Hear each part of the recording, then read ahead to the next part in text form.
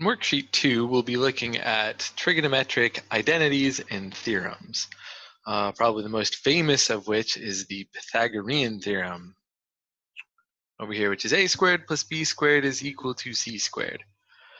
So let's start by dissecting that theorem and making sure that we understand what each piece is.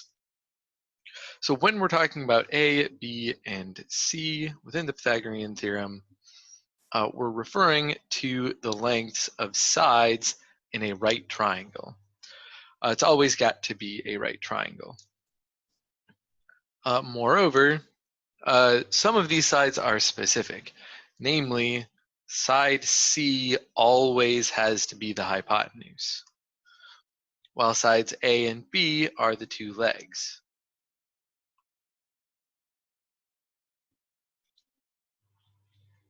So again, C is always the hypotenuse, and then A and B are going to be those other legs. The legs being the other sides of a right triangle that are not the hypotenuse. So since we're adding two pieces together, it's important that we group those two. It's important that we group the legs on one side, and then the hypotenuse is on its own side. Let's put the Pythagorean theorem into practice. In problems 1 and 2, given a couple of right triangles, find the exact values of each of the 6 basic trig functions. A quick note on what exact value means. If we have an exact value, that means that we're not rounding or making any sort of a decimal approximation. So the square root of 17 is an exact answer, whereas 4.1 da, da, da, da, da, da, whatever you'd get when you plug the square root of 17 into your calculator, whatever that spits out is going to be a decimal approximation. No matter how many digits I use in that decimal, I'm never actually going to get exactly what the square root of 17 is, because the square root of 17 is what we call irrational, and there is no end to that string of decimals, even if your calculator eventually cuts off. So more or less, anytime we have a decimal answer, that's going to be a decimal approximation, and an exact answer is going to be whatever we have before we were to plug something into a calculator. Once again, square root of 17 is exact. Whatever my calculator gives me when I plug it in, when I plug in the square root of 17 is going to be a decimal approximation. Therefore, not an exact answer. It might be a very good approximation, but it's still not exact. But enough about that. Let's use the Pythagorean theorem. So if I look at the triangle in problem 1, I am missing the hypotenuse. So I'm going to label that side C for now. If I look over at problem 2, I'm missing one of the legs. You could call it A or B, but let's use B, since alpha already kind of looks like A. So I've got those two missing sides. If you'll notice, down below, I've already filled in all of the information that I know just by being given the triangle in the beginning with the two sides labeled.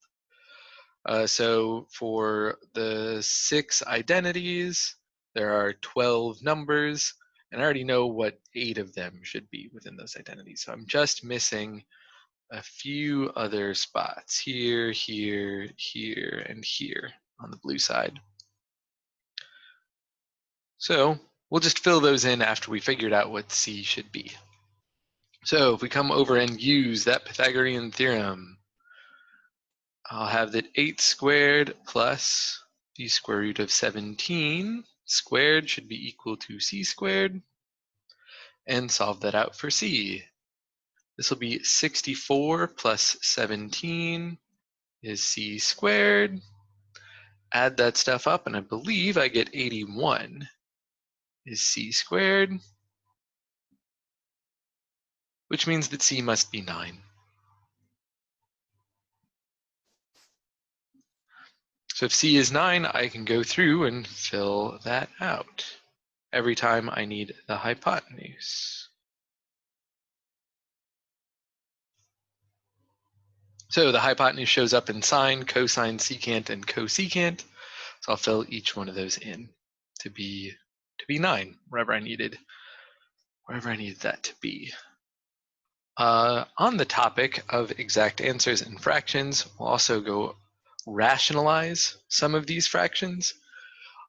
So in general, when I say that we need a rationalized fraction, that means that I need a fraction that does not contain an irrational number in the denominator. So that means I don't have a square root in the denominator. And the trick to do that is to just multiply top and bottom by that square root, giving me 8 square root of 17 divided by 17 in the case of tangent, and 9 root 17 over 17 in the case of secant. All right, then let's pop over and do problem 2. This time we're missing one of the legs. So I'll have that 45 squared plus b squared is equal to 53 squared. Spoiler alert, 53 squared minus 45 squared is going to be 784. The square root of that is 28.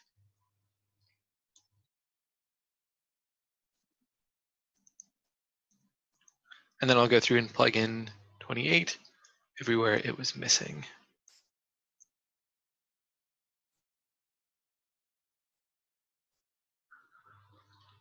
Check real quick to make sure that none of those fractions are reducible. 28 is a product of 4 and 7. 45 is 5 times 9, and 53 is prime. So those prime numbers, we had 2, 3, 5, 7, and 53, and none of those appeared more than once. So none of these fractions are going to be reducible. All right. Let's use that same idea, but this time we're going to start with an unlabeled triangle and figure out what to do from here.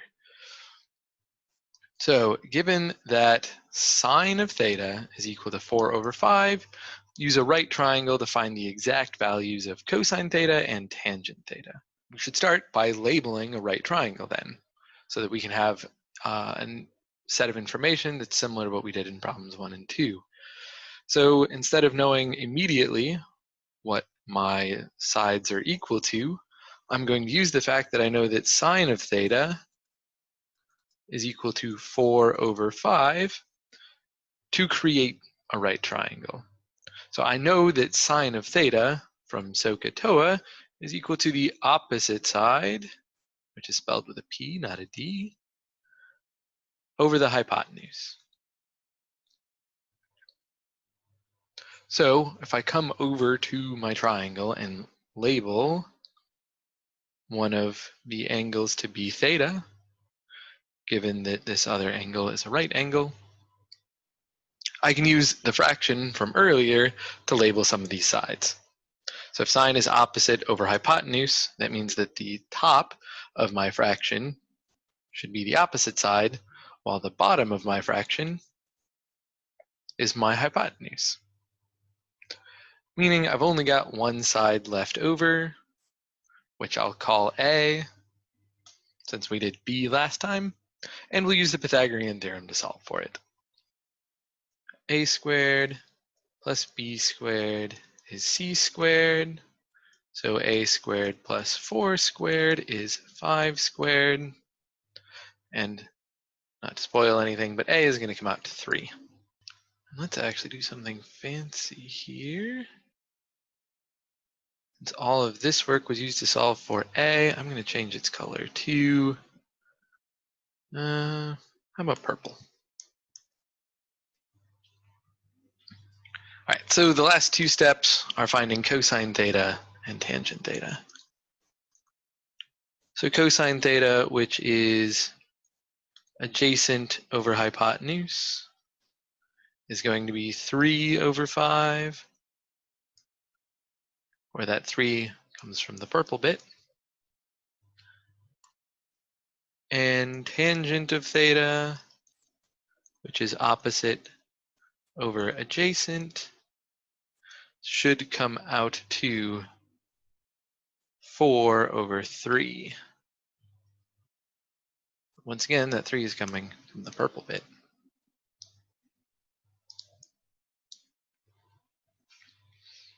Right, and then also problem 3, because I sort of just added an extra problem. Looks like I might actually want to give myself a little bit more space here.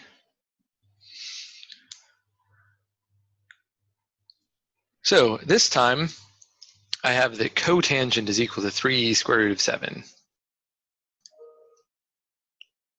So cotangent of alpha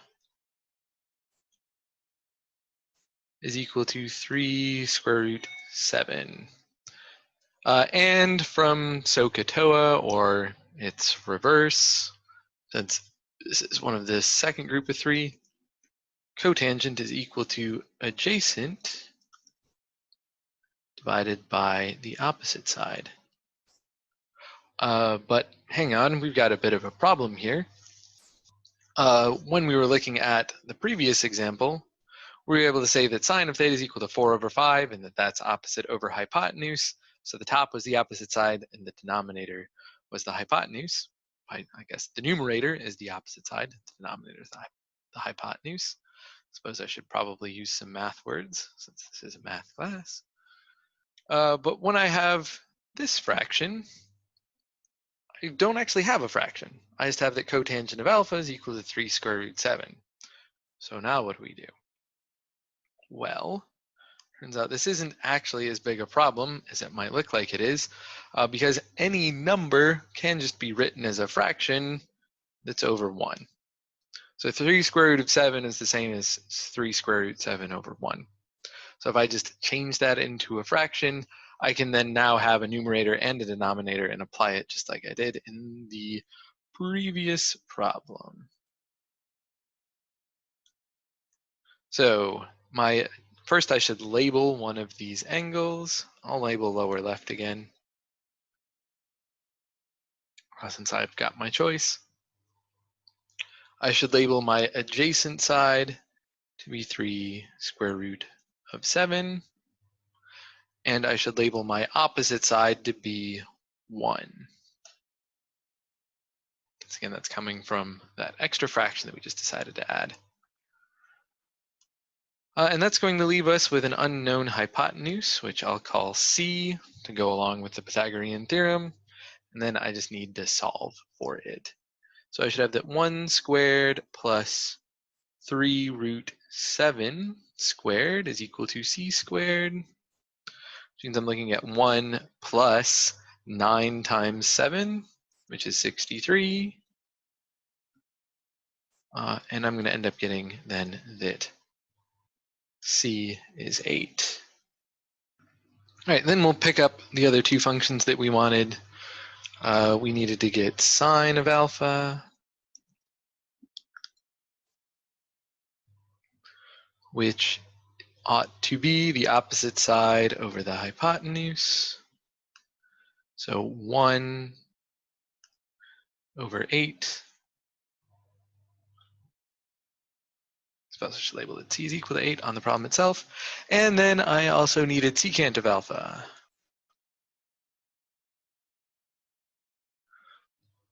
So secant is going to be hypotenuse divided by the adjacent side.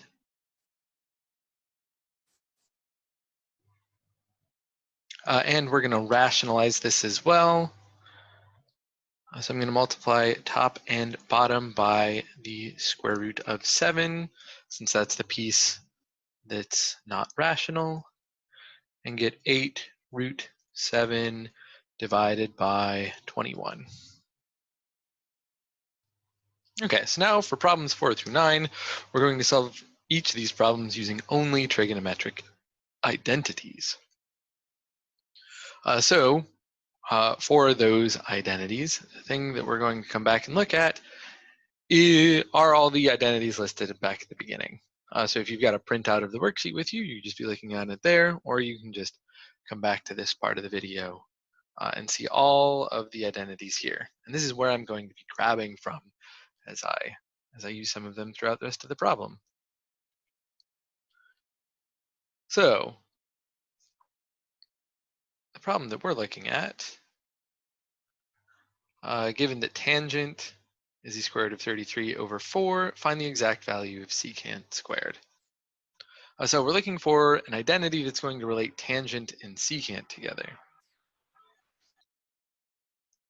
So if we come back up to the top, I have one of the Pythagorean identities that says that 1 plus tangent squared is equal to secant squared. So that's the one that I'm going to use in our problem.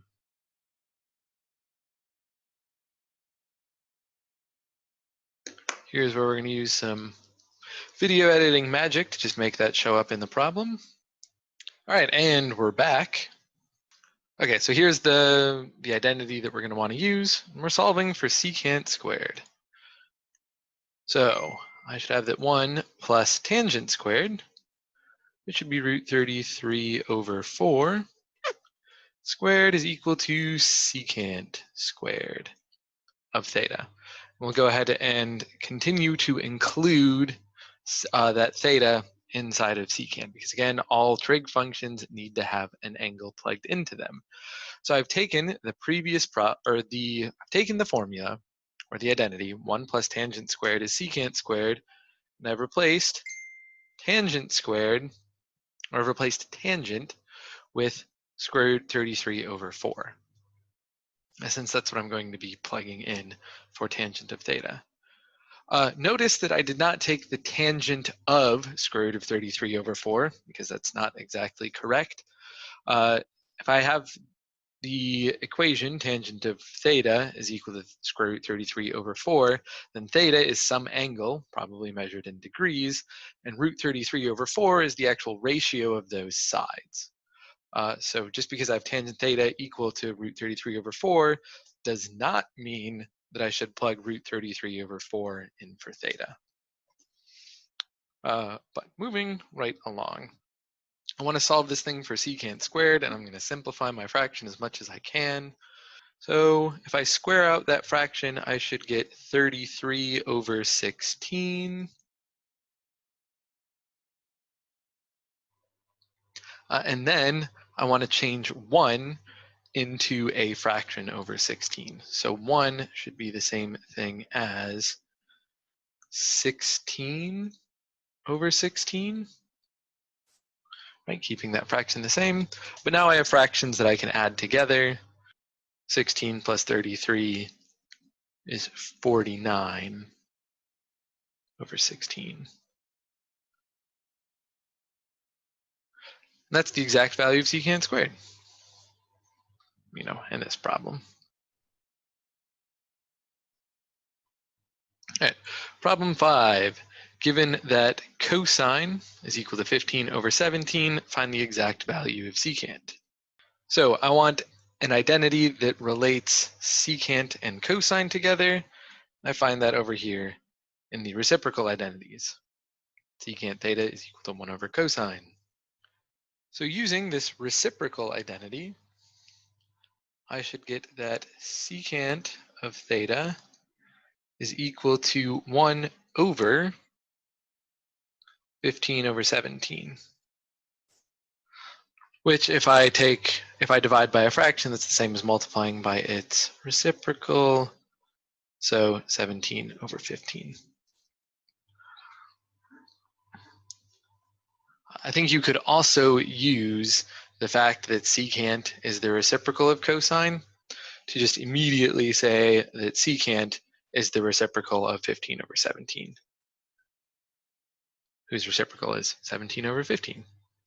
So I don't think you necessarily need to show a whole lot of work for that one. 6. Given that tangent of theta is equal to 10 over 11, find the exact value of the tangent of 90 degrees minus theta. So I'm looking to relate a function to its co-function, since 90 degrees minus theta is going to be the complement of theta. Anytime I see 90 degrees minus theta, or pi over 2 minus theta, I know I'm going to need a co-function identity. So we'll come and look at our co-function identities and pick out the one that we want. We have tangent of 90 minus theta. Keeping in mind that 90 minus theta and pi over 2 minus theta are really the same thing, just one is measured in degrees while the other is measured in radians. So we're going to use that cofunction identity in conjunction with a reciprocal identity to get ourselves a value here. So I should have that the tangent of 90 degrees minus theta is equal to cotangent theta, which in turn is equal to the reciprocal of tangent theta, and the reciprocal of tangent was 11 over 10. Problem 7, given that theta is an acute angle and cosine of theta is equal to 5 over 6, find the exact value of cosine of pi over 2 minus theta. So we're going to need a cofunction identity once again, and we want the one that has cosine of 9 of pi over 2 minus theta. And so we can get that cosine of pi over 2 minus theta is equal to sine theta. And now we're going to need a way to relate sine theta back to cosine theta. The best way to do that is going to be with one of the Pythagorean identities. Sine squared plus cosine squared is equal to 1. So I'm going to need to get sine of theta. So let's start with the Pythagorean identity. Sine squared plus 5 over 6 squared is equal to 1.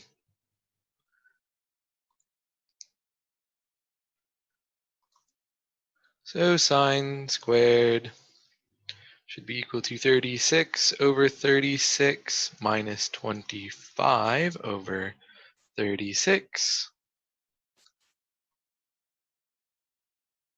giving us that sine of theta is equal to the square root of 11 over 6.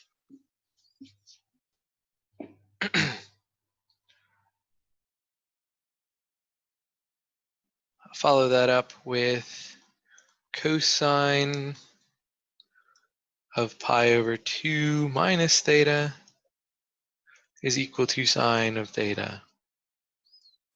So our solution should be square root of 11 over 6.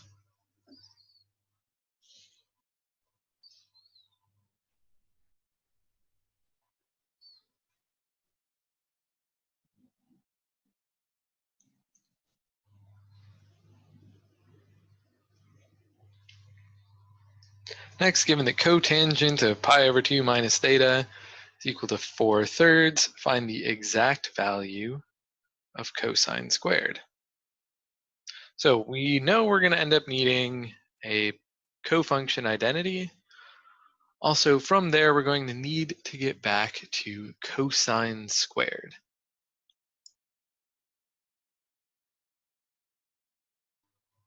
So my pattern here, I have the cotangent of pi over 2 minus theta, and I'll be able to change that to tangent theta. Then I can use a Pythagorean identity to get tangent changed into secant, specifically using tangent squared and secant squared. And then I can use a reciprocal identity to change secant over to cosine and ultimately end up with my solution. Step 1 is converting cotangent of theta into tangent of theta. So tangent theta is equal to cotangent pi over 2 minus theta, which means that tangent is equal to 4/3. Then we'll use the Pythagorean identity.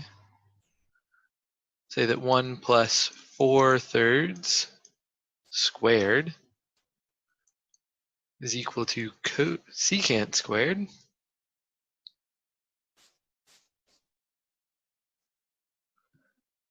So this will be 9 over 9 plus 16 over 9, meaning that secant squared is 25 over 9. And finally, using that reciprocal identity to say that cosine squared should be 1 over secant squared, or the reciprocal of secant squared, so that cosine squared is 9 over 25.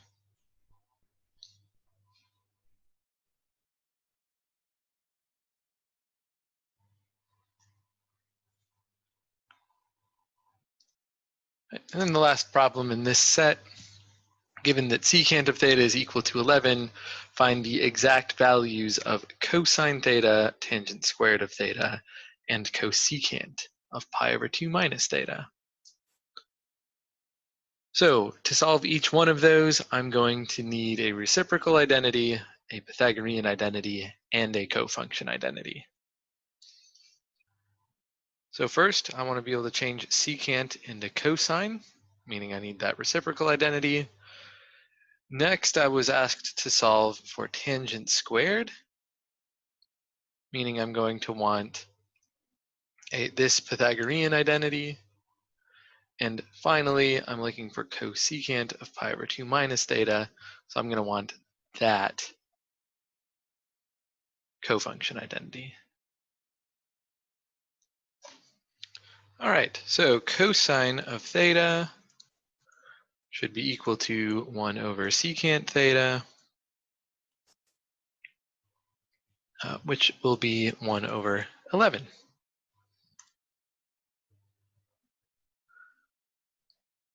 Tangent squared of theta will be secant squared minus 1, which looks like 11 squared minus 1 squared, which comes out to 120. And finally, cosecant of pi over 2 minus theta is just secant theta, which means it's 11.